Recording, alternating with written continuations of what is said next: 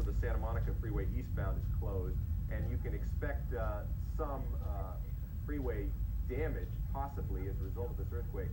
Once again, the preliminary estimate on the magnitude of the earthquake, 6.5 earthquake felt here at 4:30 in the morning, and I'm told also from people who have been driving on the freeways that there is debris and other objects on the freeways. Best idea, stay off freeways. In fact, do not use your vehicle at all unless there's an emergency, because many streets and roads may be impassable for traffic, and the best idea really is not to drive. To bring everyone up to speed right now, this is a big earthquake. It was a sharp earthquake that jolted Southern California early today. It was felt over a wide range of areas. As a matter of fact, by latest report, from San Diego all the way to Las Vegas, the next state over.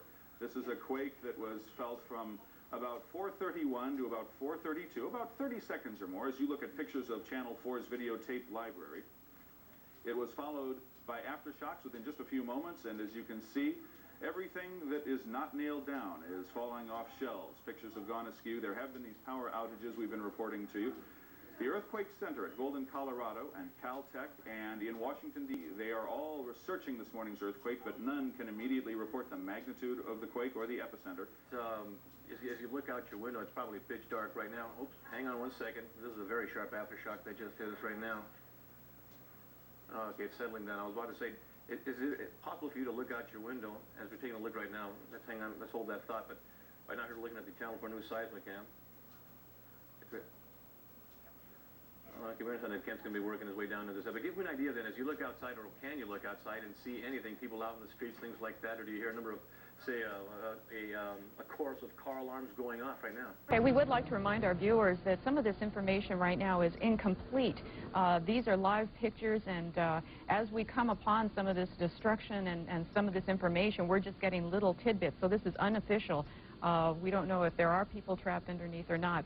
We do know right now from these pictures that the La Cienega Boulevard overpass at the Santa Monica Freeway has collapsed. We're also just getting word now from Los Angeles that a total of 3 people are confirmed dead from the earthquake that hit this morning, the 6.6 quake.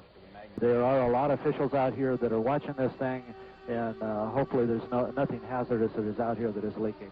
You can see some folks that are over there close to that one hopper car that's filled the white material, but of course it's the tank cars that we would really be worried about here. And in any other circumstance, you would have a major response here by environmental cleanup crews and everything else to make sure that this is not something toxic. We don't know that. But in this circumstance, with so much damage all over the place because of the earthquake, it's impossible for all those crews to get to a location like this because they're dealing right now with life and death situations in so many collapsed buildings and parking structures. But they're on the Southern Pacific Main Line tracks. They're just south, I would assume. Is that just south of the Northridge Fashion Center? Yes, that's just south of Nordhoff, and if we can pan just a little to the left, or actually right in the center of our screen, that's a Best store that's on the south side of Nordhoff, just west of Tampa. And as you can see, the entire backside of this Best store has collapsed, and even part of the roof has collapsed out here, right where the train derailed. Ron, I was struck to see what happened to those railroad tracks. If you pan just over there, you're a camera person. It's a little higher. At one point, the tracks actually have sort of bobby pinned. They've pinched together, and then they're wide again and pinched together. And when you imagine the kind of force that it takes to bend steel that way, it's very sobering to look at that train track. And of course that's reflective of all the damage that I'm seeing in this immediate area. And there's a big spill of something, one of those tank cars you were talking about, Gene, right there to the left. Yeah, it has definitely spilled its load, at least one of those tank cars, and it's fortunately it's not flowing anyplace. It's sort of reservoired there in that little gully next to the train tracks, but we do not know what sort of material is there. I see some people walking around. Is that the Fire 5, the fellow that got out of the Fire 5? No, he just took off, so that would be some of the officials, hopefully train officials, that are looking at this thing right there. But it is corralled, and by the fact that they're walking that close to it is good news, hopefully, because if it was a real hazardous material, then they probably wouldn't be that close to it. Indeed, and we see some spectators there on the wall just to the south, too, and they're looking at it, and they seem to be all right. So hopefully this is nothing toxic, and I think from our viewpoint here and your viewpoint, we can see that it probably is not. Your point was an excellent one, though. We've looked now in the course of the last couple of hours at a dozen major tragedies. Yes. You know, major problems, and we always say, you know, in the event of an earthquake, don't expect emergency people to be able to get to your neighborhood maybe for a couple of days. Well, this is why, because we have just a vast amount of severe damage and people trapped underneath buildings and spills on railroads and freeways that have collapsed, and it's really well, it's one of those circumstances. Where do you start first?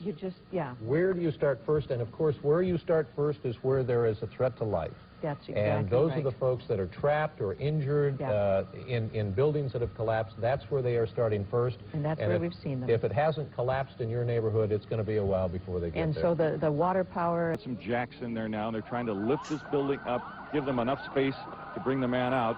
Chief, anything new on this fella? They're still trying to work on him. He's really packed in there. And we're using what we call our air rescue bags right now to try and raise the side of the building.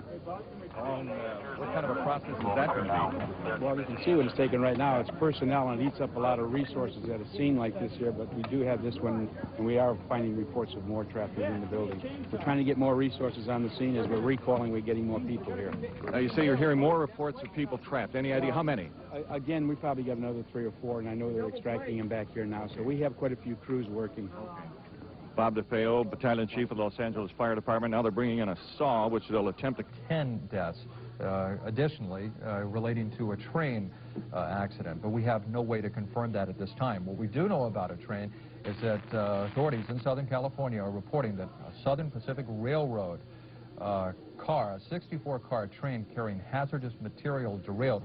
We saw pictures of that earlier, but at least the good news in that is there were no immediate reports of leaks or injuries. So at this point, again, it's 5 confirmed deaths. Of course, we expect that to go higher later in the day. One other area of concern is around the town of Fillmore, which was evacuated earlier. It's a little small town, but known to people in the Southland because there was a dam there. And upon initial survey, they thought that there may have been some stress on the dam, so just as a precaution, the entire town of Fillmore, that little town and the adjoining area, was evacuated as engineers move in to try and examine the damage. We mentioned, as you said, 5 deaths, hundreds of injuries, perhaps major structure damage to the highways in Southern California. There's some power outages, too, along the West Coast because of this. Both Portland and Seattle, Washington, lost power. What was it, 10,000 people? 10,000 people in Portland, Oregon, and as many as 30,000 people in Seattle before power officials there were able to reroute and restore power, probably within about 30 minutes of Seattle, but it just shows you at the magnitude of this. This power was either originated or was routed through Los Angeles. 55,000 homes in Culver City are without telephone service at this point, and by the way, Pac Bell is saying, please do not try to call your friends and relatives in Southern California. If you do, you'll probably get a message saying that the line...